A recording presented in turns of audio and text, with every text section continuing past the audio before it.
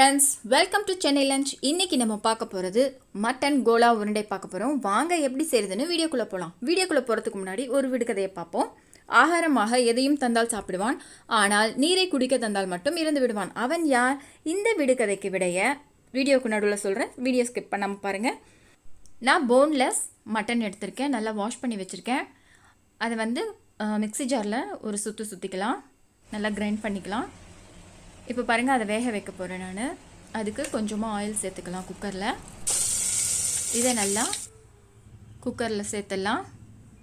அதில் மிளகு 1/4 டீஸ்பூன் அளவுக்கு சேர்க்குறேன். சோம்பு 1/4 டீஸ்பூன், சீரகம் 1/4 டீஸ்பூன். இப்போ எல்லாத்தையும் நான் சும்மா லேசாக வதக்கிக்கலாம். கொஞ்சமாக தண்ணி சேர்த்துக்கோங்க, நிறைய தண்ணி சேர்த்துறாதீங்க. அதோட கொஞ்சமாக மஞ்சள் தூள் 1/4 டீஸ்பூன் மஞ்சள் தூள், உப்பு தேவையான அளவு உப்பு சேர்த்துருக்கேன் நான். இப்போ இதை குக்கர் மூடி வச்சு 3 விசில் வந்திருக்கு. இதை ஓப்பன் பண்ணி பார்க்கலாம். இப்போ ஓப்பன் பண்ணி பார்க்கலாம். பாருங்கள், நல்லா வெந்திருக்கு.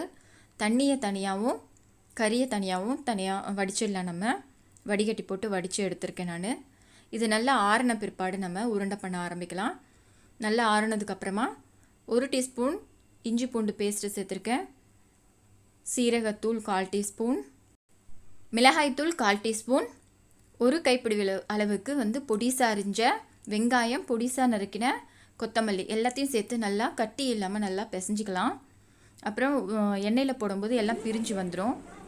அதனால் எல்லாத்தையும் நல்லா உதித்து விட்டுக்கோங்க. இதில் பொட்டுக்கடலை மாவு 3 டேபிள் ஸ்பூன் அளவுக்கு சேர்க்குறேன். மிக்சியில் நான் அரைச்சி வச்சுருக்கேன். எல்லாத்தையும் நல்லா மிக்ஸ் பண்ணிவிட்டு சின்ன சின்ன உருண்டையாக நம்ம உருட்டி எடுத்துக்கலாம். இப்போ எல்லாத்தையும் நல்லா மிக்ஸ் பண்ணிவிட்டு சின்ன சின்ன உருண்டையாக உருட்டிக்கலாம். நல்லா டைட்டாக உருட்டிக்கோங்க. அப்போ தான் எண்ணெயில் போடும்போது பிரிஞ்சிடும். அதனால் டைட்டாக உருட்டிக்கோங்க. இந்த கொத்துக்கறியை வேக வைக்காமல் கூட செய்கிறாங்க. ஆனால் வேக வச்சுட்டு செஞ்சிங்கன்னா இன்னும் நல்லா டேஸ்ட்டாகவும் இருக்கும். இப்போ எல்லா உருண்டையும் நான் உருட்டி எடுத்திருக்கேன். இப்போ எண்ணெயில் போட்டு ஒன்று ஒன்றா போட்டு ஃப்ரை பண்ணி எடுத்துக்கலாம். பார்த்து நிதானமாக போடணும், இல்லை உதிர்ந்து போயிடும். அதனால் லோ ஃப்ளேம்லேயே வச்சுட்டு நம்ம ஃப்ரை பண்ணி எடுத்துக்கலாம். பாருங்க, நல்லா ஃப்ரை ஆகிடுச்சு, கோல்டன் ப்ரௌன் ஆகிடுச்சு. இந்த டைமில் நம்ம எடுத்துடலாம். இப்போ எல்லாத்தையும் நான் போட்டு எடுத்துக்கிறேன். எல்லா உருண்டையும் போட்டு எடுத்துடலாம். இப்போ மீட் பால் நமக்கு ரெடி ஆயிடுச்சு. கோலா உருண்டை ரெடி ஆயிடுச்சு. இப்போ குழம்பு செய்கிறதுக்கு அதே ஆயிலில் நம்ம கொஞ்சமாக எண்ணெய் சேர்த்துக்கலாம். ஃப்ரை பண்ண ஆயிலே நான் கொஞ்சமாக எண்ணெய் ஊற்றிருக்கேன். இப்போ அதில் பிரிஞ்சி இலையும் பட்டையும் சேர்க்குறேன். 1 டீஸ்பூன் அளவுக்கு சோம்பு சேர்த்துக்கலாம்.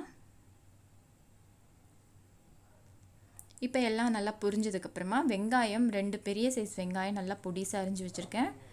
அதை நம்ம போட்டு நல்லா வதக்கிக்கலாம். வெங்காயம் நல்லா வதக்கிக்கோங்க, அப்போ தான் நல்லா டேஸ்ட்டு கொடுக்கும். நல்லா வதங்கியிருக்கு பாருங்கள். இந்த டைமில் நம்ம இஞ்சி பூண்டு பேஸ்ட்டு சேர்த்துக்கலாம். 2 டீஸ்பூன் அளவுக்கு இஞ்சி பூண்டு பேஸ்ட்டு சேர்த்துருக்கேன். இஞ்சி பூண்டு பச்சை வாசனை போனதுக்கப்புறமா நம்ம நறுக்கி வச்ச தக்காளியை சேர்த்துக்கலாம்.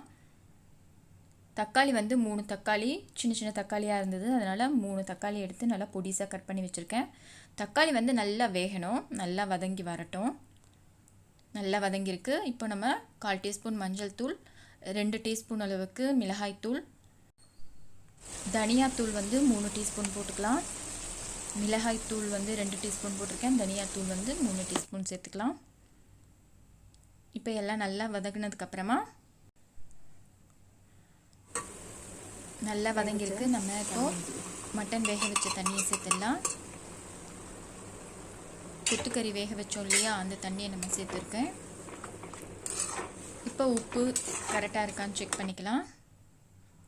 நான் தேங்காய், முந்திரி பருப்பு, சோம்பு எல்லாத்தையும் மிக்ஸி ஜாரில் போட்டு அரைச்சி எடுத்து வச்சுக்கோங்க தனியாக.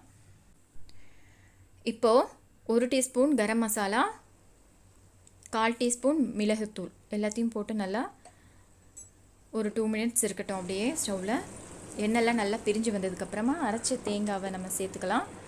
தேங்காய் ஊற்றுனதுக்கப்புறமா ரொம்ப நேரம் கொதிக்க விடக்கூடாது. விடுகதைக்கு விடை கண்டுபிடிச்சிட்டிங்களாங்க. ஆகாரமாக எதையும் தந்தால் சாப்பிடுவான், ஆனால் நீரை குடிக்க தந்தால் மட்டும் இறந்து விடுவான். அவன் யார் அப்படின்னு கேட்டிருந்தேன். அதற்கு விடை வந்து நெருப்பு. ஓகே, இப்போ ரெசிபிக்குள்ளே போகலாம். இப்போ பாருங்கள், குழம்பு நல்லா காஞ்சிருச்சு. இப்போ இறக்குற சமயத்தில் நம்ம இப்போ வறுத்து வச்ச கோலா உருண்டையை மட்டன் பாலை சேர்த்துடலாம். நம்ம வேக வச்சுருக்கிறதுனால, இந்த கறியை வேக வச்சுருக்கிறதுனால இறக்குற சமயத்தில் நம்ம சேர்க்கணும். அப்புறம் ரொம்ப நேரம் கோலா உருண்டை வந்து குழம்புல ஊறிட்டு இருந்ததுன்னா எல்லாம் கரைஞ்சி போயிடும். நம்ம பரிமாறும் போது கோலா உருண்டையை குழம்புல போட்டு பரிமாறலாம். இப்போ சூப்பராக அட்டகாசமாக நம்ம கோலா உருண்டை ரெடி ஆயிடுச்சுங்க. இது வந்து ஒயிட் ரைஸ், சப்பாத்தி, பூரி, இட்லி, தோசை கூட ஏற்ற ஒரு சைட் டிஷ்ஷாக இருக்கும். நீங்களும் ட்ரை பண்ணி பார்த்துட்டு கமெண்ட் சொல்லுங்கள் எனக்கு. இந்த வீடியோ உங்களுக்கு பிடிச்சிருக்குன்னு நினைக்கிறேன். பிடிச்சிருந்தால் லைக் பண்ணுங்கள், ஷேர் பண்ணுங்கள், சப்ஸ்கிரைப் பண்ணுங்கள். உங்கள் ஃப்ரெண்ட்ஸ், ரிலேட்டிவ்ஸ் எல்லாருக்குமே ஷேர் பண்ணி விடுங்க. இந்த வீடியோ பார்த்ததுக்கு நன்றி.